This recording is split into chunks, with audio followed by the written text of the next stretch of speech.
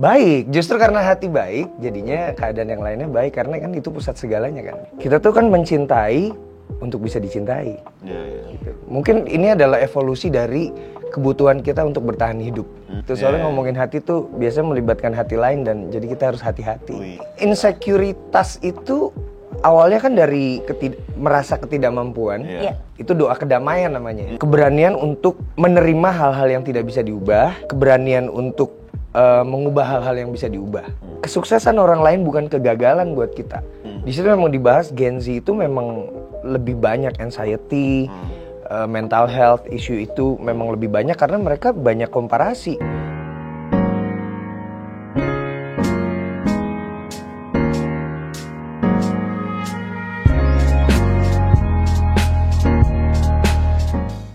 Halo semua, selamat datang kembali di konten Halo Hati.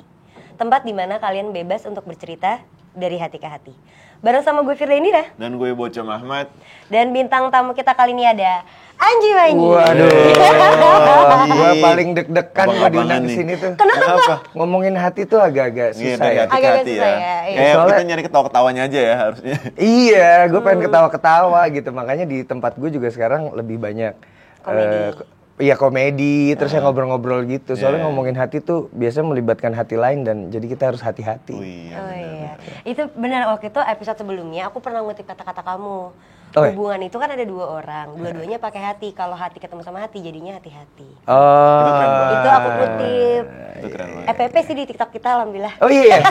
Terus ada Makasih nggak ada kata-katanya ya. Anji gitu? Ada. Oh ada kreditnya. Nggak ada kredit, tapi aku ngomongin dari awal ini gue kutip dari kata-katanya Manji ya di ininya dia gitu. Oke. Jadi pas di videonya tetap diomongin kok. Kita motongnya pas di situnya kok. Enggak pas lagi quote-nya Jadi doang. cocok, enggak. potongnya cocok. Aduh ngomongin hati ya. Bener. Apa kabar tapi Manji? Hatinya apanya nih? Keseluruhan lah, keseluruhan. Oh, keseluruhannya. Keseluruhan. Baik, lagi dalam Baik, keadaan yang alhamdulillah. baik banget. Alhamdulillah. Hatinya? Iya.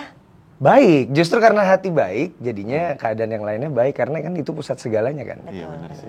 Menurut gue. Iya. Semoga ya teman-teman ya. Kita ngomongin apa Pasti sih? baik dong. Oh iya, jadi Gue kok deg-degan ya? Enggak, emang kursi ini kayak gitu tau Manji. Iya. Coba semua orang-orang yang datang ke sini itu pasti awal-awal kayak gitu. Padahal off cam tadi kita santai-santai aja kan. Iya, Pas off makanya. cam, ketika udah on cam emang tiba-tiba berubah gitu. Biasanya kalau orang deg-degan tuh biasanya nggak baik-baik aja. Fer. Oh iya. Biasanya Biasa, kalau tapi teman-teman tadi gua. baik-baik aja Atau udah katanya gua. lagi jatuh cinta. Mungkin. Wah, Kalau Manji ketahuan. yang mana? Yang lagi nggak baik-baik aja atau yang lagi jatuh cinta? Jatuh cinta. Jatuh cinta. Amin. Sama diri sendiri. Iya, Itu penting. alhamdulillah. Iya kan? Itu Iya, penting. itu susah banget loh orang-orang. Ya karena sebenarnya jatuh cinta itu menurut gua itu adalah apa ya? Kalau misalnya kita ngelihat proses awalnya ya, kalau kita mau coba memikirkan dulunya gitu. Sebelum manusia memiliki perasaan jatuh cinta tuh mungkin sebenarnya ini adalah visi pragmatis untuk diri sendiri. Gitu. Jadi kita tuh kan mencintai untuk bisa dicintai. Iya. Gitu. Mungkin ini adalah evolusi dari kebutuhan kita untuk bertahan hidup. Gitu. Jadi kalau dulu kan kita kan dulu manusia tuh saling perang kan. Iya. Bahkan sama hewan. Sama hewan dulu. Setelah itu kita jadi berkelompok. Nah, untuk bisa diterima oleh spesies yang lain gitu, akhirnya kita berusaha untuk meningkatkan persahabatan dan juga selain keterikatan juga jatuh cinta gitu. Bener. Wes, Mungkin ya, mantap. mungkin. Tapi emang di setiap episode Halo Hati itu selalu ada tema topik kan, Oke. obrolan. Dimana kita kadang bisa ngebuang cerita kita dari berdasarkan pengalaman. Tapi di sini bukan ajang main ini ya, Balas-balasan. malah main balas-balasan, tapi lebih kepada sharing, ngelihat dari sudut pandang pengalaman orang-orang Gibah yang nggak? kita undang. Gibah? Boleh Ya, dikit, boleh. biasanya boleh. tipis-tipis Dari kemarin sih belum, kalau dari kemarin ini. Gue cuma seneng kayak Iya, gitu. ayo. Dia udah semangat Bener. banget. Iya, gibah. Nah kalau episode Untung kita kali udah ini, bukan bulan puasa ya. Iya untung benar. Oh iya, selain itu juga teman-teman kita tuh hari ini Kalau bulan puasa nggak boleh gitu. Nggak boleh gibah, Cung. Bener, oh iya, diingetin. per episode ini kita juga Puasa sunnah, dapat. tapi kan siapa tahu puasa sunnah. Iya benar. Oh, iya. Iya ada Iya, juga kan ada ya Senin Senin Kamis. Iya. Tapi lu ajakin gibah. Oh iya lupa. Nggak boleh zoom. Tapi gue mau tahu juga buat teman-teman di episode kali ini kita dapat support dari Tutonero. Wis mantap. Di sini nih, kita dapat Tutonero. beberapa menu makanan. Ini yang aku mau ambil itu adalah wagyu. Si kelihatan. Ada. Si kelihatan Matu. tuh.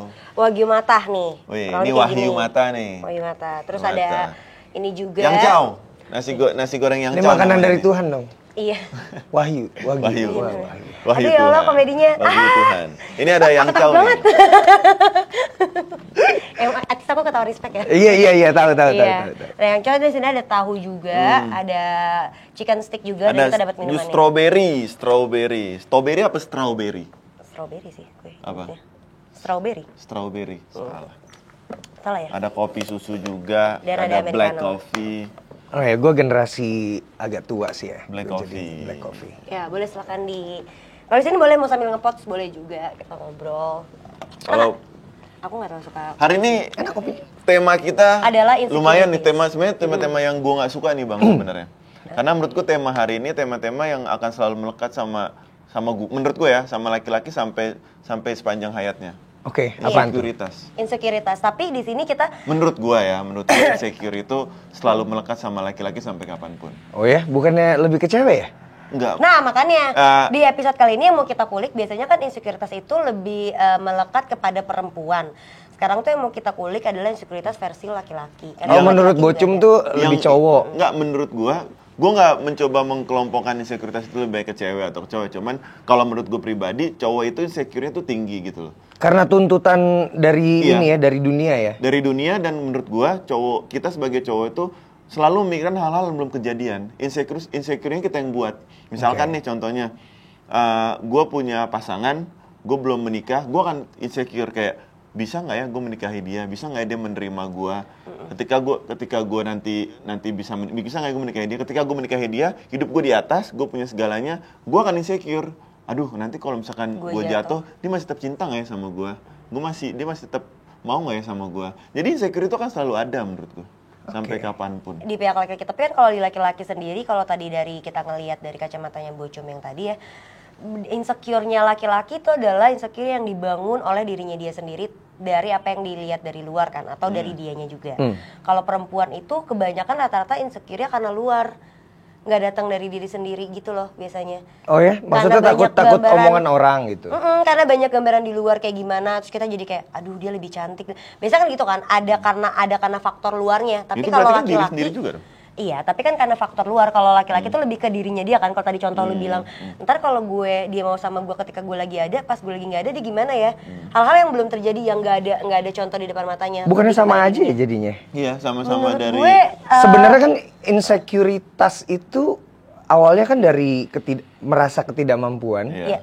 tidak percaya diri, Iya. atau juga bisa dari misalnya perfeksionis, takut ditolak, Iya. takut gagal, Betul. atau memang udah ada pengalaman gagal sebelumnya, Iya, betul. gitu. Jadi sebenarnya kalau misalnya dibedah, itu kita bisa ketemu jalurnya tuh, Iya, benar. ketemu jalur penyelesaiannya sebenarnya sama seperti metode penyelesaian masalah dalam hal apapun sih.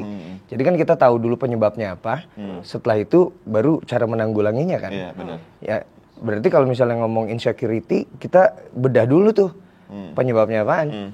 iya, masalah di Iya, insecure-nya benar. apa yang Cuman membuat insecure. kadang itu yang bikin insecure jadi masalah adalah bagus kalau misalkan orang berpikir ya udah nih masalah gue di sini, gue insecure di bagian ini, alasannya ini, solusinya ini. Cuman kadang orang tuh insecure itu membuat orang kayak udah, ketika rasa insecure itu muncul, dia stop, dia nyerah gitu aja. Dia nggak move forward lah. Iya, karena merasa kayak dia kalah gitu loh. Oke. Ada orang Banyak- yang akhirnya tidak bisa bergerak maju jadinya. Dan banyakan Iya, kayak banyakan gitu. kayak gitu. Misalnya, let's say lah satu hal lah. Misalnya lu mau deketin satu perempuan itu ekonomi dia di atas lo gitu. Lu nggak tahu dia mau sama lo apa enggak, lu nggak tahu cewek ini ngeliat materi apa enggak. Cuman karena lu ngelihat dia di atas lu langsung nyerah. Aduh enggak lah, nggak mungkin lah. Gue insecure. Gue tahu itu sadar diri aja. Sebenarnya semua tuh bermuara kepada rasa berani ya. Iya, betul. Kalau Iya. kita berani melakukan sesuatu, kita berani buat maju ke depan, kita berani buat mengubah. Iya, iya. Itu- Coba. Iya, ya sebenarnya ketika gue direhab nih, itu ada beberapa kalimat bagus. Itu doa kedamaian namanya. Doa kedamaian. Jadi keberanian untuk menerima hal-hal yang tidak bisa diubah, keberanian untuk mengubah hal-hal yang bisa diubah, gitu. Jadi kuncinya cuma itu doang sebenarnya menurut gue. dalam hal apapun ya. Mau jatuh cinta, mau patah hati, mau bukan jatuh cinta sih enak-enak aja ya. Patah hati gitu. Tapi terus keberanian buat melangkah atau mengubah yang tadi. Gitu. Itu doang sih sebenarnya. Keberanian itu yang kadang tuh nggak susah dimilikin sama orang. Iya, padahal simpel kayak lu coba aja dulu buat nge-start, maka lu akan tahu hasil akhirnya apa kan. Sedangkan ada banyak orang yang dia kira gagal duluan bahkan jauh sebelum dia memulai gitu. Ya kalimat-kalimat yang sering dinyatakan sama orang yang kalau gue nyebutnya pecundang ya. Kalimat gampang yang di orang-orang ini berlindung di belakangnya, gue sadar diri aja lah. Gue realistis aja lah. Ya. Iya. Nah, sekarang kalimat kerennya gue realistis aja. Kalau dulu kan, udahlah, gue sadar diri aja lah. Gue tahu diri aja lah gitu. Padahal kan belum tentu ya. Padahal belum tentu. Ngomong-ngomong soal insecurity itu sebenarnya gue pernah mengalami dan ini besar gitu. Maksudnya, jadi gue kan menikah dengan seseorang yang pernah menikah. Gitu, seseorang yang pernah menikah dan kebetulan laki-laki yang pernah menikah dengannya adalah tokoh di Indonesia. Tokoh yang dipandang dengan kesuksesannya, dengan perjalanan karirnya yang cemerlang gitu. Dan ketika gue menikah sama bini gue, itu banyak orang-orang yang ngomong ke dia dan juga banyak di kolom komentar media sosial. Perbandingan gitu. Perbandingan, memandingkan, komparasi gitu. Dan itu bikin gue insecure sebenarnya. Pasti. Untuk beberapa lama, untuk beberapa waktu sampai akhirnya gue sadar bahwa wah ini nggak bisa kayak begini terus nih. Yang ada akhirnya gue jadi bisa ribut. Yang terutama yang paling bahaya adalah ribut sama diri gue sendiri. Gue menjatuhkan kepercayaan diri gue. Akhirnya sesimpel gue berani untuk berpikir ya udahlah kayaknya gue harus berani buat membuat hal-hal lain yang berprestasi maksud gue, yang tujuannya adalah membuat prestasi yang akhirnya membuat gue dipandang juga baik gitu. Ya kalau gue dalam bidang musik ya udah gue berprestasi di musik gitu. Fokus pada bidangnya. Jadi keberanian gue buat keluar dari perasaan itu sih yang paling penting. Itu awal mulanya gimana Manji? Bisa kayak akhirnya punya pikiran yang oke, gue punya jalan gue sendiri juga kok, gue nggak harus ngikutin apa yang orang-orang lihat atau yang orang-orang bandingin gue dengan orang lain. The first ada pikiran itu, dan gimana caranya pikiran itu akhirnya kamu realisasikan dulu? Membuat aku jatuh cinta sama diriku sendiri. Gitu. Jadi sebenarnya kan kalau yang proses jatuh cinta itu kan kita bisa bedah bahwa itu sebenarnya kan jatuh cinta kan sejarahnya juga itu adalah menyuapi biologis kita ya, gitu kan awalnya gitu kan, yang dari awalnya itu naluriah dan proses naluriah yang bersifat emosi sama proses kesadaran gitu, itu akhirnya gue pikir oh ya ini kan ada zat kimia yang melibatkan kita ketika jatuh cinta kan. Ada oksitoksin, ada dopamin, ada serotonin, juga beta endorfin. Nah, gue mencoba untuk membedah bagaimana caranya untuk mendapatkan reaksi yang sama untuk bisa untuk tubuh gue menghasilkan zat-zat kimia ini gitu. Olahraga, melakukan hal-hal yang disukai, itu kan merangsang zat kimia itu kan, hormon-hormon itu keluar kan. Nah ketika itu udah didapat, perasaannya jadi lebih damai. Nah ketika lebih damai jadi bisa berpikir lebih terang. Dan gak menggantungkan kepada orang lain. Iya, jadi lebih mencintai diri gue sendiri. Ketika itu barulah gue timbul kesadaran bahwa gue harus melakukan ini, harus melakukan itu. Lebih ke insecurity itu sebenarnya bisa dibantah, bisa dipatahkan dengan cara mencintai diri sendiri. Nah itu yang orang-orang kadang-kadang lupa. Betul. Dan itu yang paling susah kan. Bener. Susah ya? Susah. Mencintai diri sendiri level tertinggi dari mencintai sih. Karena ketika lo berhasil mencintai diri lo sendiri udah selesai. Lo pasti bisa berdamai dengan hal lainnya. Betul. Makanya gue bilang susah. Iya, karena runtutannya banyak tuh, Cuk. Iya. Banyak menghilangkan kemelekatan salah satunya. Kemelekatan lo terhadap apapun ya.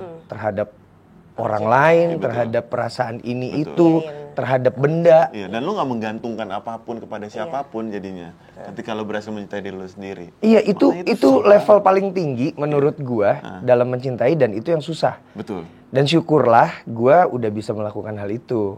Damai gitu. Jadi lebih tenang sih hidup. Jadi lebih bisa apa ya, lebih bisa menerima kehilangan, lebih bisa menerima dan kekecewaan. menyikapi apapun juga beda sih. Jadi lebih nyantai gitu. Tapi memang caranya itu tadi. Gue belum ke situ tuh. Oh belum ya? Masih belajar. Sama lagi. Gue juga lagi. Baru-baru mulai. Baru-baru mulai. Gue masih di level karena kalau berarti hidup gue itu untuk membahagiakan siapa. Siapa happy gue happy, siapa sedih gue sedih. Pasangan gue sedih gue kayak wah gila gimana gitu. Jadi gue belum menemukan titik di mana hidup gue itu kebahagiaan gue. Hidup gue tuh harus happy dulu. Oke. Makanya tadi kenapa gue bilang itu level tertinggi. Karena gue mencoba untuk membahagiakan banyak orang. Banyak mungkin dari keluarga atau siapapun. Cuman gue berpikir bahagia di gue nya susah ya. Karena ketika melihat mereka bahagia, gue akan senyum, gue happy. Cuman ketika gue masuk kamar lagi, ternyata tadi gue ngelakuin part orang loh, bukan part gue. Cuman tadi pas dia lagi ketawa, gue ngerasa gue berhasil. Di situ gue sadar kayak, bahagianya part dia. Dan gue belum menemukan rumus di mana gue akan menemukan kebahagiaan di gue gitu. Makanya tadi pas lo bilang lo berhasil, gue kayak, menurut gue walaupun orang mungkin kayak self love itu hal yang gampang, tapi menurut gue lo bisa susah loh. itu susah banget. Ya sebenarnya dibedah dari yang tadi, Cung. Iya. Dibedah maksudnya gimana cara tubuh kita bisa menghasilkan oksitoksin misalnya, oksitoksin. Itu kan untuk jatuh cinta romantis ya, yang awal-awal gitu. Nah, itu jangkanya pendek tuh biasanya. Terusnya dopamin. Dopamin itu biasanya keluar setelah kita melakukan hal-hal yang kita sukai. Gitu. Ya udah lo lakuin hal-hal yang lo sukain. Kayak belakangan ini gue lagi explore karena kan gue ngerasa umur gue udah 45 nih. 45, gue selalu merasa hidup manusia modern itu mentoknya di 60. Setelah 60 itu bonus. Gitu. Nah jadi sisa 15 tahun lagi nih hidup gue. Gitu. Jadi gue perlu melakukan hal-hal yang membuat gue bahagia. Gitu. Ya kayak gue belajar hal-hal baru, kayak gitu. Nah itu ningkatin dopamin tuh. Abis itu serotonin lagi. Lalu beta endorfin. Nah kalau beta endorfin tuh jangka panjang. Itu berlaku untuk jatuh cinta kepada orang lain atau juga diri sendiri menurut gua. Jadi yang perlu dibedah adalah gimana caranya mencari cara buat tubuh menghasilkan zat-zat itu. Paham. Sesimpel itu sih. Sesimpel itu, cuman ternyata untuk susah prakteknya. Banget dijalaninnya. Untuk prakteknya. Nah butuh orang-orang yang berani. Iya. Balik lagi. Butuh keberanian pada tempatnya, lebih tepatnya itu sih. Tapi sebenarnya gue sempat bahas di episode sama Bang Adri. Bang Adri juga bilang tentang mental ya. Tapi kita waktu itu selalu ngebahas soal isu-isu mental. Dia juga bilang kalau misalnya buat anak-anak generasi yang mungkin merasa punya mental health tapi tanpa didiagnosa sama profesional atau dalam artian dia self diagnose sendiri. Sebenarnya cara buat damainya adalah ya lu fokus on yourself dulu. Misalnya lu rutin olahraga, nanti lu akan lupa tuh dengan yang kayak gitu. Karena lu badan lu akan lebih sehat, segala macam sehat. Pokoknya diri lu, kalau diri lu udah ngerasa lu sehat, lu baik-baik aja, hubungan ke hati dan ke orang lain itu akan lebih aman. Kurang lebih kesimpulannya yang dia bilang kayak gitu. Dan menurut gue itu juga bisa jadi solusi sih. Gue suka bingung, nggak tahu ya, tapi gue takut juga ngomong ini. Sebenarnya ketika teman-teman kita yang bilang gue punya penyakit mental nih, gue punya penyakit mental, gue punya bla bla bla bla, tanpa mereka didiagnos gitu ya, sebenarnya yang dirasa itu apa sih sampai dia dibilang? Karena kalau gue lihat kayaknya permasalahan lo sama pasangan gue sama deh. Cuman gue nggak akan tiba-tiba bangun, amit-amit cabang bayi, gue bilang gue punya penyakit mental. Menurut gue ngapain gitu? Gue tidak mencoba menjudge atau bilang lo bohong ya, cuman apa yang lo rasa gitu sampai lo dia bisa self diagnose. Mental gue udah kena. Karena kebanyakan komparasi sih. Menurut gue. Iya. Kan memang ada film di Netflix ya. Di Netflix itu yang Social Dilemma. Di situ memang dibahas Gen Z itu memang lebih banyak anxiety, mental health issue itu memang lebih banyak karena mereka banyak komparasi. Mereka melihat kesuksesan orang lain. Ya makanya sebenarnya gue selalu bilang jangan bandingkan kesuksesan orang lain dengan kesuksesan lo sendiri. Gitu. Tapi itu paling marah di sosial media sekarang. Tahu gak sih karena apa? Iya karena saat ini di generasi Z sekarang ya kasarnya aksesnya tuh udah lebih banyak, Cum. Kayak lu bisa bangun tidur lu mau ngeliatin apa aja tuh ini nih.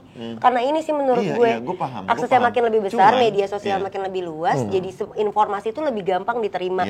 Akhirnya si generasi Z ini jadi mudah mengkomparasi tadi itu dia. Karena gambarannya jadi banyak banget. Iya. Kenapa? Maksud gue adalah dari sekian banyak, kita juga main sosial media. Kita juga punya hal yang kita tonton sosial media. Iya. Konten YouTube yang oke, yang kita edukasi, itu nggak, yang lawak itu nggak terlalu gede peminatnya. Kenapa konten yang pamer itu? Ya pamer atau melihat kehidupan orang lain itu lebih banyak ya. Maksud gue adalah kenapa itu bisa tinggi, sedangkan yang lain tuh nggak. Kenapa itu minatnya selalu ada? Apa hal-hal yang buat gengsi? Pasti ada pemantik awal dong. Ada pemantik awal. Kenapa? Gue nonton ini aja deh. Siapa tahu gue bisa sekaya dia. Gue nonton ini aja deh. Pemantik awalnya tuh dari mana gitu loh, sampai kenapa ya konten-konten kayak gini? Dari dulu Indonesia mungkin udah 10 tahun loh konten-konten pamer. Orang-orang tuh suka pengen dimotivasi ya. Yes. Suka pengen dimotivasi oleh orang lain, ngelihat konten orang lain, padahal sebenarnya ya lo lihat diri lo aja sendiri dulu. Dan memang nggak banyak orang-orang yang punya keberanian untuk membatasi apa yang mereka lihat, mereka tonton, informasi yang mereka dapetin gitu. Nah, gue salah satu yang termasuk ke dalam bagian kecil itu. Beberapa tahun belakangan sih, terutama pas pandemi ya. Pas pandemi, akhirnya gue membatasi diri untuk melihat hal-hal yang nggak perlu gue lihat. Buat apa gitu. Ya makanya itu sebenarnya bisa kita lihat di explore kita sih. Iya. Explore sosial media ya, karena memang dia algoritmanya kan bekerja berdasarkan apa yang kita lihat kan. Cewek bikini Apa yang sering semua. kita Lu bikin ya? Bikini semua. Itu lebih bagus sih. Banyakan bikini. Itu lebih bagus sih, lebih bagus. Kan sehat gua. Lebih bagus. Tadi gua bisa dapat zat kimia yang Oksitoksin. Dari yang mana? Dari yang melakukan hal yang lo senang. Iya, enggak dari melihat dulu kan. Melihat dulu, wah jatuh cinta. Emang itu berkaitan dengan nafsu biasanya. Iya. Oh, tadi jadi ini ada fun fact. Kalau ini ada fun fact-nya kalau yang ini. Enggak. Ibu bocorin. Kita kan sering kejebak di podcast sendiri, Cum. Tapi tadi lu bilang gitu. Ajakin Fir sekalian bukber gitu bilang tuh. Lanjut, Bang. Kan enggak apa-apa, itu bagus. Jadi zat kimia yang mana tadi, Bang? Bagus. Ini mau cepuin gua masalahnya, Bang. Enggak, sebenarnya oksitoksin tuh lebih deket ke cewek sih. Iya kan? Cewek lebih mudah. Ada lagi yang sama, itu namanya gue lupa, tapi yang cowok, tapi pokoknya oksitoksin lah ya gitu. Nah itu tuh memang untuk di awal itu lebih ke nafsu sih, naluriah. Tinggi tuh gue tuh, tinggi tuh. Gak apa-apa, gue juga gitu. Kan? Iya kan? Standar lah. Tapi gue di TikTok. Tapi secara logikanya laki-laki tuh libidonya lebih besar juga kan? Apa gue salah? Enggak, gue nggak setuju tuh. Enggak juga. Gue nggak setuju tuh. Ya kan gue nanya ini bukan Nih, statement. Lu? Apa? Enggak. Menurut lu? Menurut gue. Enggak juga loh. Secara ilmiah, Iya. itu cewek itu sebenarnya dikasih kesempatan untuk lebih banyak merasakan kenikmatan. Iya. Dalam satu sesi make love. Bisa berapa kali puas. Cowok nggak bisa. Cowok harus nunggu dulu. Iya. Cewek bisa multi orgasm, cowok nggak bisa. Sulit banget. Makanya sebenarnya teori bahwa cowok itu lebih Libidonya lebih tinggi belum tentu. Gue setuju sih. Gitu. Gue setuju Iya. Setuju banget. Sama ini tahu, cewek itu menurut gue ya cewek itu nafsunya itu tinggi banget, karena cowok itu ketika lagi pengen gitu ya udah pengen, tapi stres juga sih. Tapi cewek itu bisa lebih gila kalau Cuma alat vitalnya aja lebih sensitif. Betul. Kesentuh kolor kondor. Iya, selesai. Kolor kondor dikit set bangun aja gitu. Iya, lebih sensitif aja. Cuman dari gerasa-gerusuknya cewek lebih sadis. Karena mungkin juga cowok juga penglihatan terhadap memenuhi hal itu lebih mudah didapetin ya. Maksudnya kan cewek-cewek kalau pakai baju suka ini juga kan, maksudnya lebih banyak lah. Kalau kita cewek ngelihat cowok kan susah. Kayak mana sama aja nggak kelihatan di dalam kan gitu-gitu juga. Emang lihat nafsu itu harus lihat dari dalam? Iya, maksudnya pemandangan di luarnya tuh lebih dari ini ya, dari kesan awal ya. Iya, dari kesan awal. Kesan awal kan misalnya kalau cewek kan lebih ke fisik kan kalau nafsu itu. Apa? Kalau cewek kan lihat nafsu itu lebih ngeliat fisik. Kalau cowok mungkin lihat body apa segala macem. Iya. Cuman kalau cewek ngeliat jadi cuma face doang iya gitu. Kan? Tapi sekarang kalau misalnya kalau cewek itu memang suka cowok yang badannya bagus kayak gitu-gitu, sekarang banyak juga cowok badan bagus. Iya sih. Walaupun belum tentu dia suka sama lo gitu. Iya. Banyak Ya kayak Allah. gitu. Ya kalau gue kan lagi sendiri jadi ya udahlah ya. Jadi kita kayak ya udahlah. Pokoknya intinya akhirnya ternyata kan ternyata tuh kita itu hanya perlu mempelajari bagaimana cara tubuh kita bekerja kan. Itu kan. Gimana caranya tubuh kita menghasilkan zat-zat kimia alamiah yang dihasilkan oleh otak kita ketika kita melakukan sesuatu. Nah itu kuncinya sih. Sama ketika kita mau tidur. Gue pernah dikasih tahu sama temen gue. Jadi sebenarnya nggak ada tuh lo tidur susah gitu. Lo insomnia, lo tuh kayak overthinking gitu. Sebenarnya untuk tidur tuh gampang. Metodenya tuh kita cuma perlu merem. Kita cuma perlu merem aja. Nanti ketika itu otak akan merespons bahwa udah waktunya istirahat ya. Gitu. Dia akan mengirim sinyal ke tubuh kita berupa rasa gatal biasanya. Kalau misalnya kita garuk, kita bergerak gitu. Artinya belum waktunya untuk istirahat. Tapi kita diemin aja, kita tahan diem aja. Nggak lama kita pasti tidur. Gitu. Jadi bukan pikiran-pikiran kita, bukan ya kalau misalnya kita ngeliatin handphone sih udah pasti ya. Kalau kita scroll TikTok, kita tutup buka Instagram, kita tutup buka YouTube, buka yang lain-lainnya, itu ya jadinya. Padahal mata udah lelah tuh. Padahal udah lelah. Sebenarnya kita bisa memanipulasi itu. Memanipulasinya dengan cara merem, diem, terus tidak bereaksi terhadap rasa yang ada dalam tubuh kita. Pasti dia otomatis. Otomatis langsung. Ini udah waktunya. Karena kan otak bekerjanya begitu kan. Kita bisa memanipulasi itu. Iya, berarti kalau gue kayak ahli ini ya. Iya.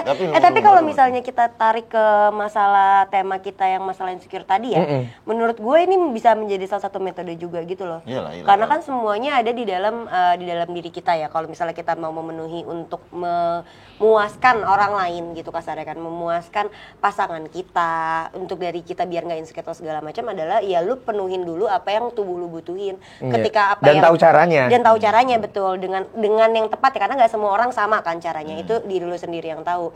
Ketika memang itu sudah terpenuhi, apa yang lu butuhkan di dalam tubuh lu sudah terpenuhi, hilang tuh rasa-rasa kayak gitu.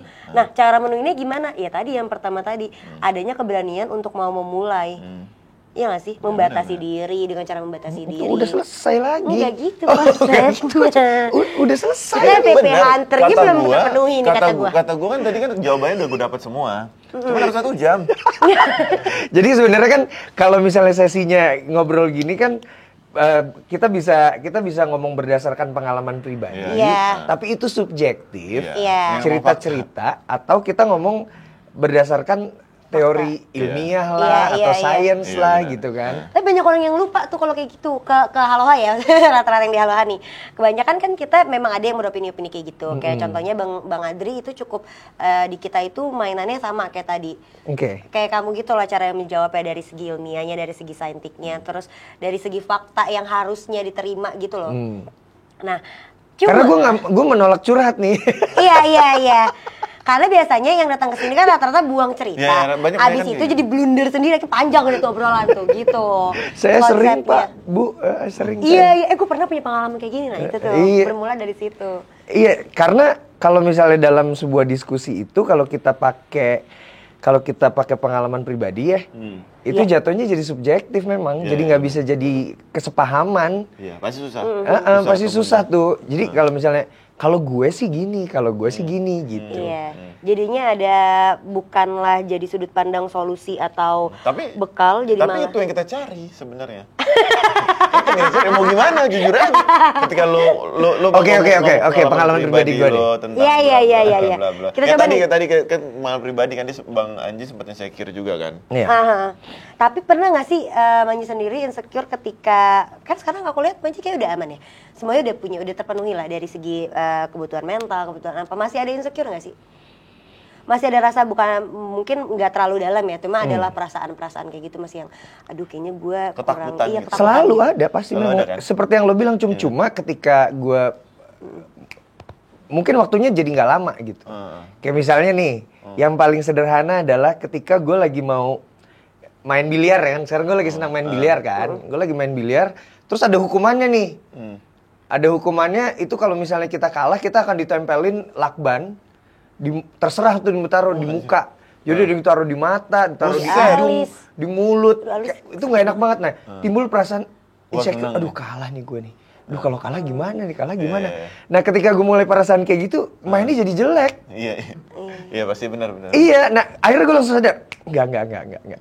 Tapi bisa gitu. Beruntungnya Manji ya, maksud gue nih ya, setelah kita bedah dari secara yang keseluruhan tadi, karena dia udah lumayan terpenuhi tentang insecure yang berat yang di posisi-posisi berat. Sedangkan jadi ketika ada perasaan ketakutan kayak gitu lagi, udah hal-hal kecil yang sebenarnya bisa dialamin semua orang gitu loh. Ya kan tapi lautan kecil. yang tenang tidak akan menghasilkan pelaut yang tangguh kan. Iya kan. Lautan yang, tapi kita nggak tahu nih di belakang sebelum before-nya apa semua. Nah hidup gue itu emang ditempa sama banyak hal-hal besar gitu. Kayak misalnya berkeluarga aja. Berkeluarga aja tuh gue, komposisi keluarga gue tuh unik. Kalau gue mau nggak bilang aneh ya, unik gitu. Jadi kayak gue punya anak, tapi gue tidak menikah. Jadi gue harus deal sama kehidupan yang ini, gitu. Anak gue nggak tinggal sama gue, gitu. Terus gue menikah dengan seseorang yang sudah punya anak, yang juga sebelumnya punya mantan dan keluarga juga, dan anaknya tinggal di rumah sama gue, gitu. Jadi komposisi itu kan, itu menempa gue bagaimana caranya untuk menjadi bapak sambung, untuk menjadi bapak kandung tapi anaknya nggak tinggal di rumah. Nah itu yang menempa gue menjadi sosok yang menurut gue punya toleransi yang lebih besar dalam banyak hal, gitu. Yang akhirnya ini kalau misalnya gue nggak bisa toleransi, kalau gue nggak bisa berdamai dengan diri sendiri, kalau gue membiarkan insecurity itu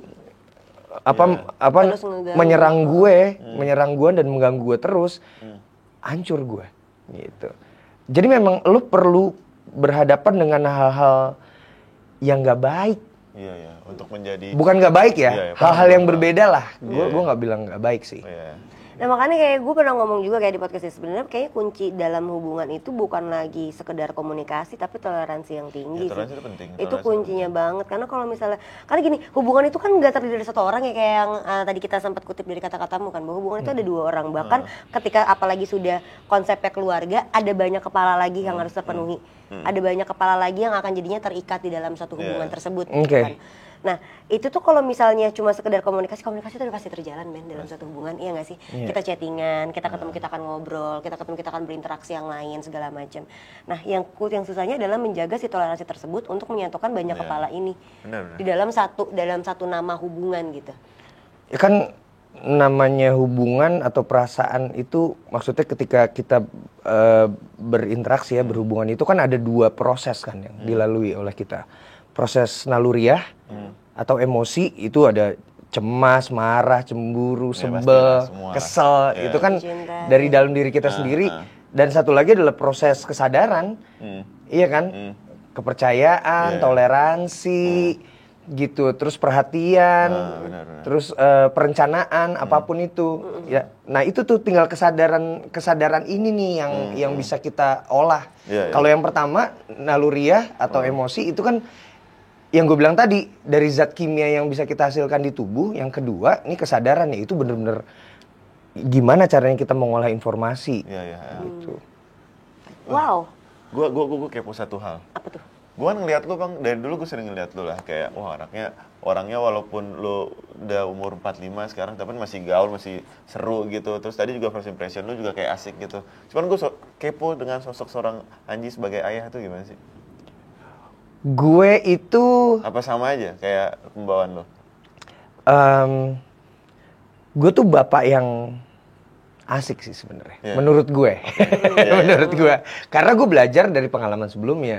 Jadi gue tinggal sama stepfather. Gue tinggal sama bapak tiri. Gitu. Dan bapak tiri gue baik banget sama gue. Jadi gue dari kecil nih, dari ketika gue mulai sadar tentang hidup ini, maksudnya kita kan mulai mengingat proses hidup kita tuh biasanya di usia 4 tahun ke atas tuh. Sebelumnya tuh kita kayak hilang aja. Gue nggak inget tuh masa-masa ketika gue masih 2 tahun, 3 tahun tuh gue nggak inget. Tapi dari 4-5 tahun tuh gue udah mulai sadar. Nah di situ gue udah sama bokap tiri gue sampai sekarang gitu, sekarang. Dan gue belajar juga dari dia. Akhirnya gue juga menyatakan rasa terima kasihnya dengan cara kebetulan gue juga dikasih hidup gue tuh unik juga. Jadi gue seperti mengalami pengulangan hidup nyokap gue. Gitu. Nyokap gue menikah sama bokap gue yang sekarang ketika dia bawa 2 anak cowok. Bedanya hampir 3 tahun dan sekarang gue menikah dan lu bawa Istrimu bawa anak. Laki-laki juga. Bedanya juga usianya segitulah. Oh iya. Jadi gue kayak mengalami ini memang gue gimana ya bisa bersikap itu, dan gue akhirnya mengaplikasikan apa yang gue dapat dari pengalaman sebelumnya ke yang sekarang. Dan gue sangat dekat sama anak-anak gue. Gue mengikuti proses mereka bertumbuh. Walaupun untuk waktu memang kadang-kadang gue kan banyak tour, banyak keluar kota gitu. Cuma ya maksudnya hal paling penting yang bisa kita berikan kepada orang yang kita sayang kan waktu kan. Betul. Paling penting. Iya dong, paling penting. Nah, itu yang paling mereka butuh. Iya, dan ketika gue di rumah, akhirnya gue juga fokus sih sama mereka. Gitu. Gue fokus sama mereka. Gue tuh bapak yang mau mencari tahu apa yang anaknya suka. Itulah. Gue gitulah. Jadi gue belajar dari, kan kita banyak referensi lah sekarang. Kalau orang tua dulu sulit referensinya cuma dari omongan sama didikannya aja. Iya kan. Kan? Kalau sekarang kita bisa punya banyak referensi. Jadi sama ini tuh orang tua sekarang itu katanya kita nggak bisa mendidik anak kayak kita dididik tahun lalu. Kita harus up to date nggak sih? Ngerti nggak?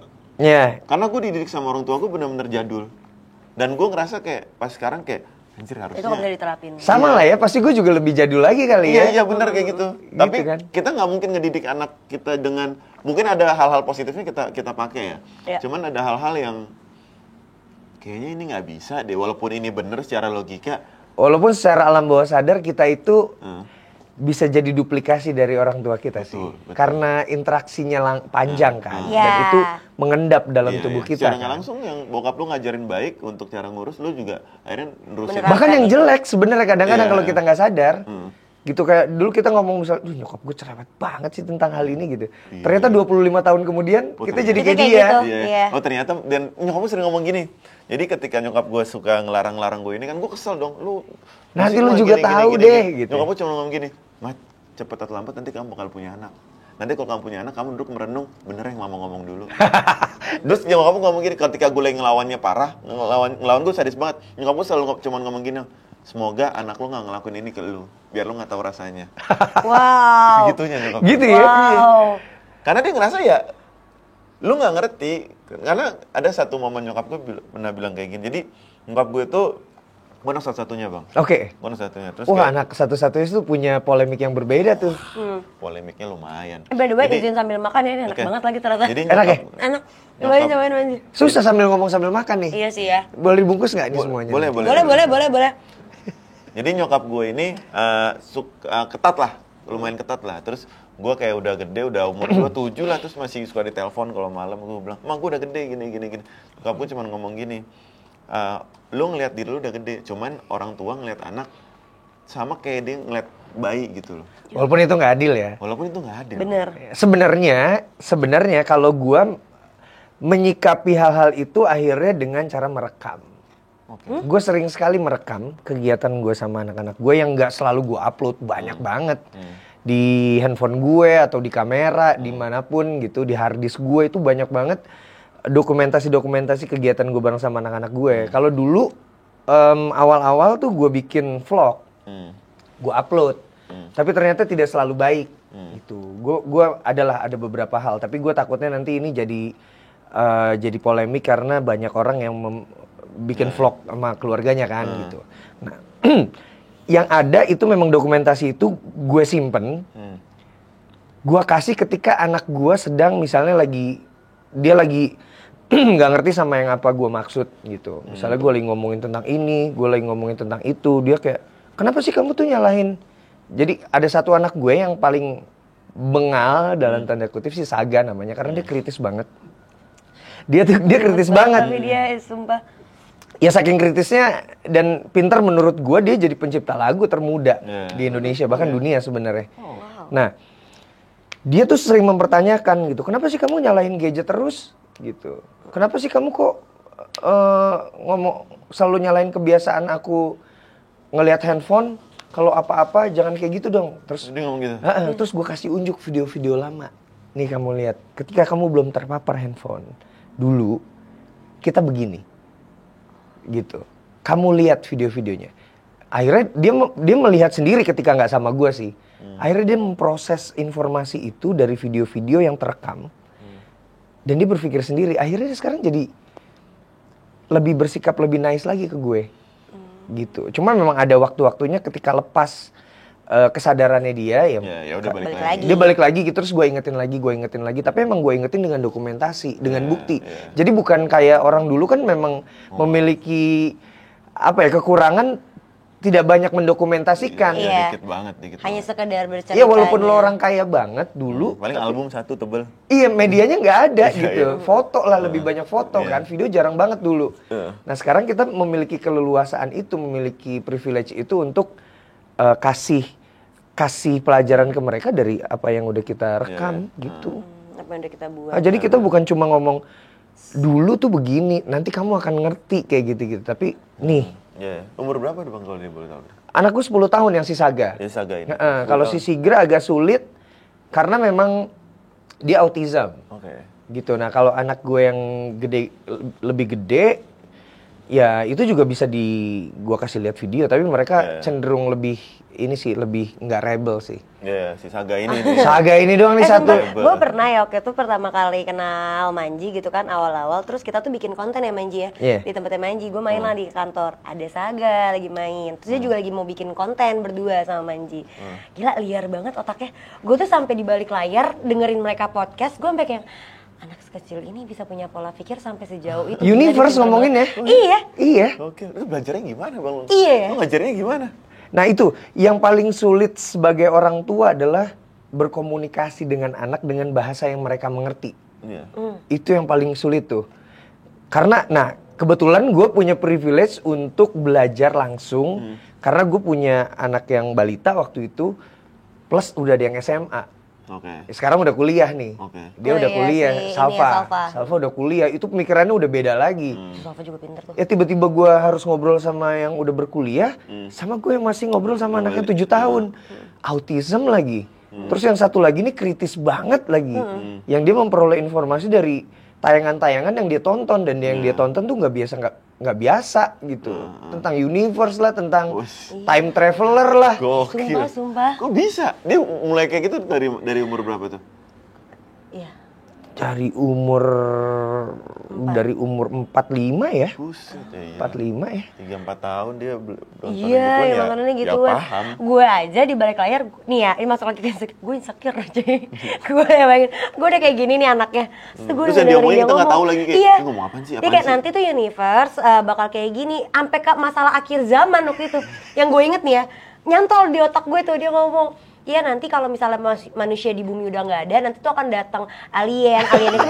Sumpah kayak gitu Nyet, demi Allah. Lah kan lu harus mempelajari itu kan. Maksudnya lu harus punya pemahaman. Minimal basicnya lah. Iya, yang bisa lo bisa berdiskusi sama dia dengan bahasa yang dia mengerti gitu. Lo kedepannya takut nggak kayak, wah ini anak nih kalau kedepannya gini mulu nih, nanya sama gue apa-apaan, gue jawabnya gimana? Ya memang akhirnya gue yang akhirnya mengcounter pertanyaan-pertanyaan dia terus gitu. Karena ya gue harus upgrade terus nih. Iya. Capek dong. Untungnya enggak. Sampai sekarang untungnya gue memang suka baca sih. Untungnya gue suka baca, suka nyari tahu dan tiba-tiba nih anak gue bisa ngomong gini. Manji tahu nggak? Kita tuh berbagi DNA loh dengan pisang. Hah? Wah mati. Dengan pisang. Berbagi DNA dengan pisang. Berbagi DNA. Saga. Masa pisang? Saga boleh diundang ngawati ya? Enggak, ternyata bukan berbagi DNA. Maksudnya kita memiliki kayak kontur DNA yang hampir sama pisang gitu. Cara-cara ini ya. Tapi kan gue ketika dia ngomong gitu gue tunggu nak. Ini maksudnya apa? Nah, salah satu hal yang penting sebagai orang tua adalah kita harus mengakui ketika kita nggak tahu. Oh, itu susah tuh. Iya. Nah itu hal yang gue lakukan. Oke, Manji belum tahu tentang itu bentar. Akhirnya gue coba buka dulu. Google lah ya yang paling Iya. bisa diandalkan lah ya. Iya. Buka Google dulu, cari beberapa informasi tentang itu, baru akhirnya ngobrol. Baru tuh diskusi. Baru diskusi, kalau enggak, dan dia liar banget memang. Parah. Yalah, itu udah liar Nah, banget loh. gue tuh dapat informasi kan Manusia sebelumnya sama Manji pisang. cerita kalau si Saga ini agak susah akrab gitu kalau ketemu orang baru. Agak maksudnya nggak terlalu akan sefrontal liarnya dia tuh nggak akan terlalu kelihatan. Gue kaget mungkin gara-gara gue bisa nontonin dia kan, kelar dia podcast nih. Dia tuh lagi main tenda-tendaan. Kan gue waktu itu juga ada momen dimana gue datang ke Manji mau minjem carrier pertama kali gue mau naik gunung ke perahu. Gue datang lah ada anaknya, ada si Saga itu bawa carrier. Gue lagi diem nyet, gue lagi nggak ngapa-ngapain. Terus dia datang dia ngomong gini, kakak tahu nggak kalau misalnya zaman dulu itu pertama kan ada Brontosaurus ya kan, ada dinosaurus gini-gini. Terus nanti dia bakal kembali lagi. Tiba-tiba nggak ada topik, gue nggak ada lagi bahas dinosaurus, kagak ada cum. Terus dia ngasih tahu ada lahar-lahar, nanti itu kita bakal, gue bingung. Gimana nih anak gue aja yang bukan keluarganya, gue insecure banget denger dia ngomong kayak gitu. Demi Allah gue cuma mau ke perahu Saga. Gue cuma mau naik gunung Saga. Gue gituin. Nah, itu apa namanya pengetahuan tentang Ini nggak bisa dibantah cuy. tentang makhluk purba. Itu sebagai orang tua, itu gue rasain untuk semua orang tua kita harus tahu. Setidaknya kita harus membaca. Kenapa? Karena pasti ada fase di mana anak-anak itu akan terpapar informasi tentang makhluk purba. Karena di sekolah juga diajarin kan walaupun basic banget Iya. ya. Iya. Nah itu kan akhirnya kepoinnya tuh makin meningkat. Iya mungkin dari sekolah diajarin dikit dia kepo banget nih. Pasti dia akan Kepo nanya semua kan. Nah, sekarang gitu. semuanya bisa internet. Iya. Dan mungkin nggak semuanya dia paham ya nanya ke orang tuanya. Nah repot ketika dia udah bicara tentang ketuhanan nih. Teori penciptaan manusia lah. Nah itu dibahas oke itu. Kayak dia tiba-tiba ngebahas ke gue. Kok ada teori berbeda nih. Kalau agama tuh Adam dan Hawa kan. Tapi kok kalau di sains tuh ada teori Darwin. Wah. Gue gimana coba? Gue nanti, waduh nih jadi agnostik nih. Nanti gue Iya. jadi, maksud gue, nah apa ya? Jadi selain pengetahuan kita juga harus belajar gimana cara berkomunikasi sama anak-anak gitu. Nah itu balik lagi ke insekuritas ya. Iya. Ya sebenarnya insekuritas itu kan bisa kita tanggulangi dengan kita punya banyak Bekal ilmu. pengetahuan, referensi, bekal ilmu gitu. Karena benar, masa anak-anak zaman sekarang dengan kemudahannya digital, kemudahannya akses untuk menggali informasi sebanyak mungkin, itu membuat antusias daya pikir kreativitasnya mereka itu juga jadi lebih memuncak. Kayak misalnya masalah manusia purba segala macam itu yang pernah Saga tanyakan ya. Ya mungkin yang dia dapetin dari sekolahnya dia hanya berapa persennya nih. Tapi di dalam kreativitas imajinasinya dia, imaginary-nya dia tuh udah sampai 20%, 50%. Dan ketika kita bingung, anjir gimana? Gue aja udah lupa tuh ada yang namanya jenis manusia purba ini gitu kasar-kasar dulu. Iya benar. Sedangkan dia tuh udah mikir sampai ke ketika ini semua udah nggak ada, dia kembali lagi dia dalam bentuk apa, sampai dia udah tahu nama-namanya. Dia punya ininya sendiri. Itu nama yang dia ciptain sendiri sih, Fir. Iya. Iya, dia asal aja. Iya, coba kan maksudku kayak ajar dia bisa sampai menciptakan nama, lu bayangin deh. Ya karena sekalian udah keburu nyemplung katanya. Gue sekalian aja gue kuasai. Gue paling kalau misalnya gue tanya orang yang paling lo insecurein untuk lo takut untuk ngobrol sama orang sama siapa? Sama Saga. Gue mau sih ngobrol sama Saga. Sama Saga gue paling insecure kalau buat ngobrol. Gue berani deh ketemu sama semua orang ngobrolin apa-apa segala macem, gue nggak apa-apa deh. Tapi kalau sama Saga gue kayak nggak kuat Ya gitu langsung deh. ditanya dinosaurus gitu, pusing juga. Iya dia nanya manusia apa gitu namanya dia ciptainnya. Ada deh kalau nggak salah nggak tahu udah tayang atau belum tuh. Kemarin lagi dia nanya, Anunnaki itu apa ya? Apa? Anunnaki. Anunnaki itu apa? Anunnaki itu Gue juga teori. nggak tahu lagi. Iya, Kita nggak tahu lagi. Itu teori Gue tanya manusia. Enoyaki gue tau tuh. Teori tentang manusia itu sebenarnya diciptakan oleh alien. Anjir udah nyampe segitu bang. Itu direm deh bang. Itu sampai film, kan ada film yang katanya film itu memang dilarang karena bisa mengubah pola pikir manusia. Dan itu berbahaya, jadi dilarang tuh bahkan sebelum jadi filmnya. Tapi itu juga katanya teori konspirasinya adalah karena dia pengen biar dibicarain aja, atau memang dia nggak punya budget yang lebih untuk memproduksi film itu, makanya dia bikin teori itu bahwa film-filmnya dilarang gitu. Tapi pusing sih ngomongin itu. Iya. Lo nggak mau ngomongin insecurity lagi? Enggak, gue lagi insecure sekarang nih. Jadi insecure bener. Ngerti Lagi gak sih? insecure. Nggak usah lo kan belum ketemu nih sama anaknya ya. Gue udah berapa kali ketemu sama anaknya, gue tuh berusaha kayak gimana caranya Saga nggak datang ke gue. Gitu anjir. Gimana? Gue gemes sama nih anak, tapi gue nggak mau lu jangan sampai ngajak gue diskusi deh gitu. Enggak lah, kalau udah berjam-jam mungkin baru dia bisa dalam gitu. Mungkin waktu dia nanya itu karena abis syuting konten juga kan, dan dia ngulik banget di konten itu. Jadi after syuting si konten itu ketemu sama yang lain-lain, itu ditanyain tuh satu-satu semuanya. Oh dia emang suka nanya orang-orang gitu bang? Ya, Iya, tapi ya bahayanya sih waktu itu ketika dia jadi ini ya skeptis ya. Oke. Skeptis kayak misalnya waktu itu dia dia merasa bahwa dia terpapar informasi bahwa makan hewan itu tidak baik. Gitu. Karena dia suka hewan. Gitu. Dia suka hewan, dia jadi tidak mau makan hewan. Ayam pun nggak mau. Iya, terusnya dia kalau ketemu orang langsung nanya, "Kamu makan binatang nggak?" Wah. Baru ketemu, baru kenalan udah gitu. "Kamu makan binatang nggak?" "Makan dong, Ci," gitu kan. Pede Temen dong gua, jawab gitu, orang. "Makan dong." "Oh, aku nggak mau temenan sama kamu." Oh langsung gitu? Gitu. Nah itu gimana caranya ngubah itu tuh? Sampai sekarang nih? Enggak, sekarang udah enggak. Akhirnya gue coba jelasin tentang rantai makanan. Gue coba jelasin tentang macam-macam hal. Ya gitulah. Lo kan dikit lagi ini kita ada 3 fase ya di dalam satu frame ini ya. Yang sudah, yang akan, yang belum nih. Iya, Kan dikit lagi tuh lo mengalami hal itu ya. Iya, gue Mau lagi nikah dia. masuk gonjang anjing. Oh lagi mau nikah? Mau menikah. Nah, kita balik lagi deh. Kok gue jadi chaos ya? Iya nggak apa-apa. Sebenarnya lebih insecure cowok apa cewek? Kalau buat pernikahan, Enggak, dalam banyak Kalau hal. menurut gue cowok. kenapa? Cewek paling insecure-nya kan fisik. Ketakutan cowoknya selingkuh. Ya kan? Atau kepada Ini fisiknya dalam konteks sendiri. hubungan Iya, ya. fisiknya Oh sendiri, iya. fisiknya Orang sendiri. dia alis aja dibohongin. Iya, kita insecure kan tentang fisiknya dia. Iya. Fisiknya dia. Fisiknya dia itu insecure satu fisiknya dia. Dari fisiknya dia, aduh kalau gua nggak rawat badan cowok gue bisa gini, cowok gue bisa gini. Kalau cowok tuh insecure kayak menurut gue banyak deh.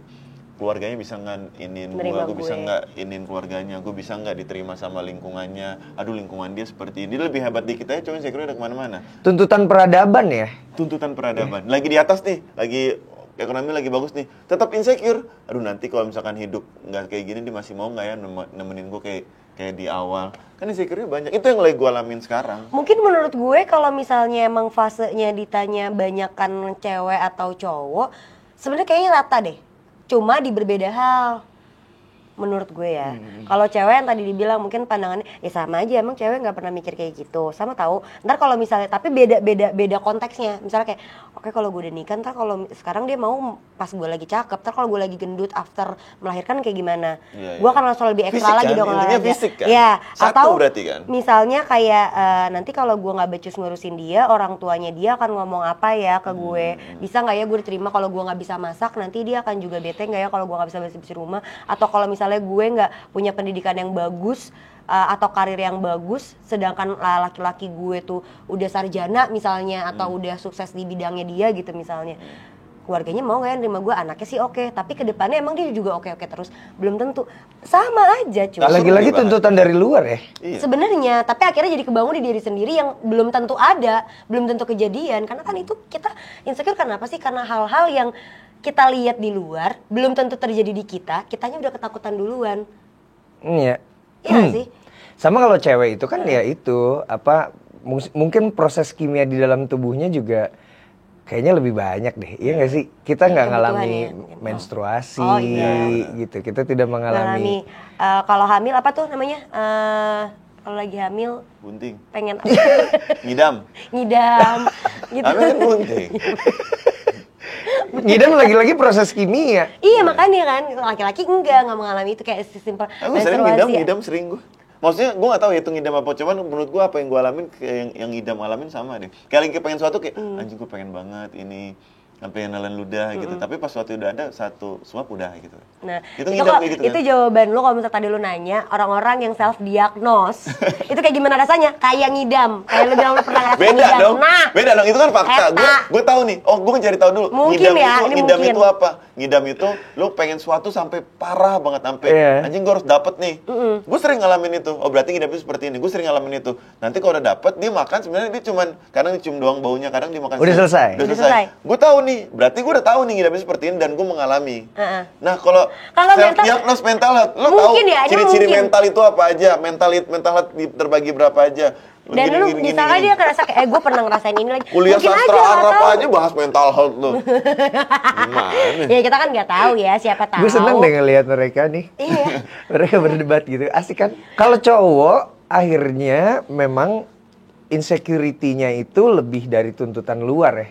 Tuntutan pandangan orang-orang nih. Iya. Bahwa cowok itu harus sukses, cowok itu harus kuat, cowok itu harus Gak boleh nangis. Gala-galanya lah. Iya, nggak boleh nangis. Sementara kalau cewek itu lebih dari dalamnya, walaupun luar juga, tapi mungkin proses biologis dalam tubuhnya gitu. Dan mungkin juga benar aja yang tadi si kata Manji bilang juga kan, kebutuhan kimia yang dibutuhkan sama perempuan lebih banyak dan mungkin presentasinya juga lebih tinggi gitu loh. Yang terjadi ya. Yang terjadi mungkin ya karena kayak kebutuhannya lebih banyak. Sedangkan kita juga banyak nggak tahu how to start memenuhinya, akhirnya jadi terkesan lebih kompleks gitu. Padahal kalau itu terpenuhi mungkin bisa jadi jalan hidup yang balance. Jadi cowok apa cewek ini yang lebih insecure? Cowok. Menurut gue tetap cowok. Karena gue tetap cewek, kebutuhannya cewek anjir lebih banyak. Kita dijebak, tahu sadar nggak sih? Iya ya, nggak kita sering kejebak di podcast sendiri. Aduh Manji kenapa ya? Kan kita berharap dia yang kejebak tadi di kita ya. Cowok karena gini, kenapa gue bilang cowok? Karena insecure cewek itu bisa ditanggulangi. Kalau insecure cowok itu sudah terparkiaki dari dulu. Cowok tuh harus begini, ngerti nggak? Ya kalau jiwa yang masak, tinggal di rumah nggak mau kerja, salah nggak? Enggak. Kalau istri gue sekarang ada kecenderungan laki-laki itu memang lebih banyak laki-laki yang pengen jadi suami rumah tangga. Iya, suami rumah tangga. Iya, cuman kan terpatriarkinya cowok tuh harus begini. Jadi ya jiwa gue tidak. Ya udah benturin aja sama emansipasi wanita. Iya, benturin aja. Ya, cuman balik lagi kan kayak wah cowok tuh gini balik lagi kan dibutuhkan keberanian. Bener. Nah kalau menurut Manji sendiri lebih banyak cewek cowok sebenarnya insecure itu? Sama kan, imbang. Nah, cuma di beda konteks. Lu kenapa sih nggak mau banget setuju sama gue, Cum? Enggak. Gue setuju. Enggak. Mendingan kita bedah aja. Apa sih yang bikin insecure gitu aja. Iya rata-rata. Abang cowok yang tadi kan? Iya. Sebenarnya ketemu kalau cowok itu lebih dari sudut pandang lu. Tuntutan. Iya tuntutan. Cowok tuh dituntut. Sedangkan cewek itu di dunia dia sendiri gitu. Jadi sebenarnya takut ketika nanti gue bisa nggak ya mencapai tuntutan itu. Insecure satu. Amin, ternyata dia udah di tuntutan itu, udah capai nih. Masalah selesai dong. Tapi tetap insecure nggak? Anjing nanti kalau misalkan gue jatuh dari tuntutan ini kan roda berputar. Kira-kira gue masih dapat respect nggak ya? Insecure lagi. Jadi nggak selesai. Gitu. Simpel banget tuh jawabannya. Pengecut. Nah, iya, bener keberanian. Cuman kan rata-rata seperti itu. Ya dunia ini cuma dimenangkan oleh orang-orang pemberani sih. Gue suka. Itu tadi potongan TikTok kita ya teman-teman, jangan lupa. Iya, cuma dimenangkan sama orang-orang pemberani. Karena gue pernah baca juga gini, hidup itu cuma tentang gagal sebenarnya. Maksudnya kita akan selalu menemui kegagalan. Pada intinya kayak gitu kan. Tapi gagal terberat adalah ketika lo belum pernah memulainya. Kalau lu gagal tapi karena lu udah pernah nyoba, udah pernah mulai, lo tahu letak kesalahannya di mana. Tapi ada orang yang gagal atau ada orang yang tidak berhasil untuk memenuhi suatu targetnya, bahkan jauh dari sebelum dia memulai hal tersebut. Nah, itu kegagalan lebih besar. Pengecut kan? Benar. Iya. Makanya kayak ya udah coba aja dulu, dimulai aja dulu. Caranya kayak gimana nggak tahu ya, start dari apa yang lo tahu. Lu cari tahu kalau lu nggak tahu. Ketika lu udah cari tahu, lu udah tahu kemungkinannya apa ya lu coba dulu. After itu kalau emang ternyata itu salah atau itu gagal, ya lu udah tahu kan letaknya di mana. Tapi kan ada banyak orang yang terjebak di dalam situasi kegagalan yang dia sendiri udah nggak tahu, dia juga nggak mau nyari tahu, ya udah dibiarin aja itu semua gagal. Sama lu bisa menentukan standar apa aja yang penting buat lo sih. Buat gua, menurut gua. Yang kayak ketakutan yang Bocum bilang itu sebenarnya karena mungkin ada perbandingan ya. Perbandingan sama hidup orang lain, sukses itu seperti apa gitu. Ada standarisasi. Ada standarnya yang jadi komparasi buat kita gitu. Ya itu sih perlu menghilangkan itu sih. Iya, perlu membatasi informasi yang kita telan gitu. Jangan semuanya ditelan bulat-bulat. Cuma susahnya adalah ketika kita punya pasangan, nah kita harus membuat kesepahaman. Iya. Tentang konsep cukup.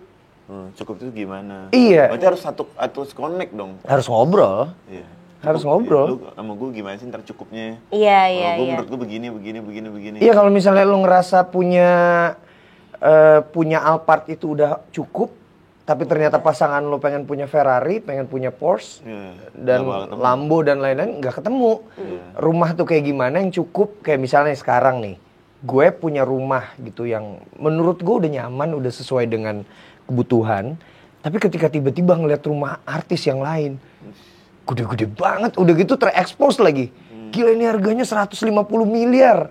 Rumahnya dengan lift, dengan begini berapa lantai, sekian. Itu mulai goyah nih, insecure nih. Wah, gue harus dapetin yang kayak begini juga gitu. Nah, ketika gue bilang, stop deh. Maksudnya kita harus nentuin standar cukup kita semana. Itu kalau lu mau ngelihat kesuksesan orang lain itu, pokoknya inget deh, kesuksesan orang lain bukan kegagalan buat kita. Itu aja yang paling penting sih buat gue. Akhirnya lebih tenang, lebih nggak insecure gitu. Karena gila, sekarang ya kita tuh ngelihat postingan orang tentang isi kamarnya aja bisa bikin kita insecure ngelihat kamar kita. Iya benar. Iya, kok kamar gue kayaknya gini-gini banget ya. Kok kamar dia ada ayunan. Iya, gue datang ke Blue Media gitu, wih, ini kayaknya sofanya bagus nih.